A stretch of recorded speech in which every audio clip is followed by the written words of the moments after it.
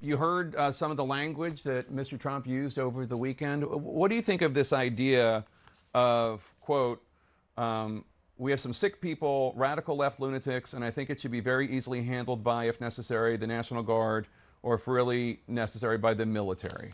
Is that something that you support? Jake, first of all, thank you for having me. And I guess what I want to just make very clear is that it's my belief that what former President Trump is talking about are the people that are coming over the border, that in fact are committing crimes, that are bringing drugs, that are trafficking humans, and that are turning every state into a border state. And I'm a governor of a state that is not near the southern border, and yet I see the impacts of 10 million people illegally coming across the border every single day. 5 Virginians die on average from fentanyl overdose. We have folks that have crashed, the illegal immigrants that have crashed the front gate at Quantico in a box truck, trying to gain access to Quantico. And we've had Virginians who have been subjected to sexual assaults by Venezuelan gang members. So to say that this isn't happening, Jake, is just not fair to Americans. And so it is happening.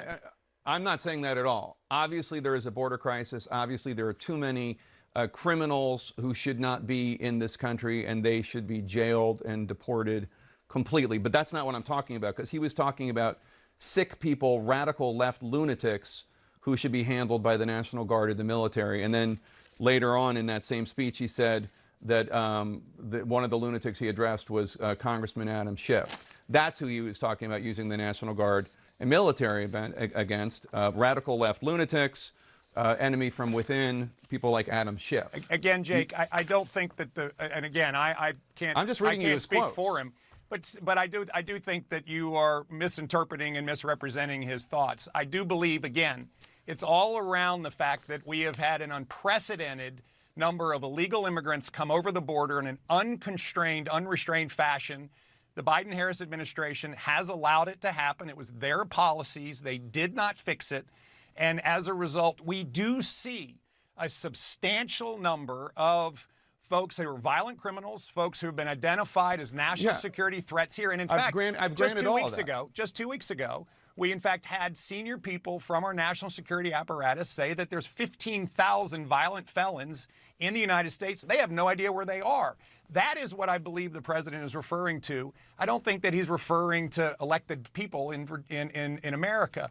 But I'm literally reading his quotes. I'm literally reading his quotes to you, and I played them earlier so you could hear that they were not made up by me. He's literally talking about, quote, radical left lunatics, and then one of those lunatics he mentioned was Congressman Adam Schiff. Criminals should be locked up. Migrants who are in this country illegally, who are violent, should be locked up and deported. I grant you all of that, and I am not denying that it's happening at all. So, but I'm talking about Donald Trump saying that he wants to use the National Guard and the military to go after the left. That's what he's saying. I don't believe that's what he's saying. But listen, you and I are going to argue about that. But I would suggest if you would also. I played the quote and I read it to you. If you would also you balance can wish that he weren't saying that, but that's what he's saying.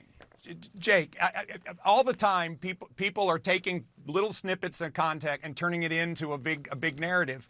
I think exactly what he's concerned about, because I've heard him express it before, are the number of national security risks, violent criminals, and folks who are coming into this country where we don't know where they are, that are committing crimes and put people's safety at risk. And I do think that on the same balance, I think you should cover the fact that over the course of the last 3.5 years, there has been an unprecedented and unrestrained flow across our border, and it has put Americans' lives and so much of our livelihood at jeopardy. And I think that's a very important, clear reality that we have to face. You know, one of the things that's happened in Virginia is that on Friday, the Justice Department sued Virginia for simply doing a very basic constitutionally. Let me ask you about that. Constitutionally authorized step, which is to make sure that non-citizens aren't on our voter roll. Yeah, let me ask you about that, because I want to bring, because people might not be aware of it, so I want to give it. But before I do that, I just want to note, I was just reading you his quotes, and he was not talking about dangerous migrants in those quotes. Later, there were other quotes about those migrants, and he was saying that people shouldn't even, children shouldn't even be sending their kids to school with the kids of migrants. But you don't want to accept those quotes. Let's move on to this other thing because this is One of the most frequent things you hear on corporate mainstream media is, both sides do it. Glenn Youngkin just proved that to be just another lie to legitimize a party that has lost all credibility.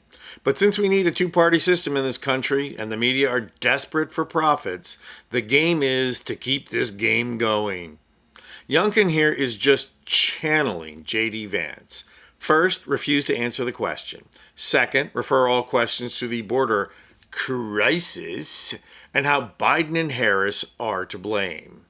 Then, when a journalist confronts you on not answering the question, just rinse and repeat. Youngkin is auditioning here, trying to prove he's a less creepy version of Vance. He's piling it on here so high and so deep that Jake Tapper can't even get over his astonishment that anyone could be such a brown-nosing Decepticon.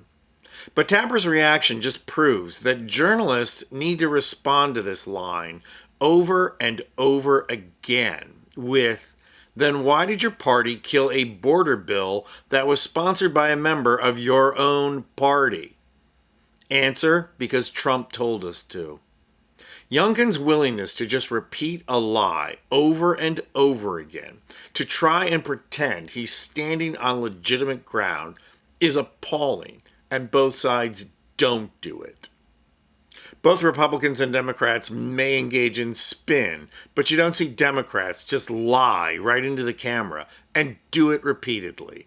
You also don't see Democrats defend the indefensible. Where is Bob Menendez right now?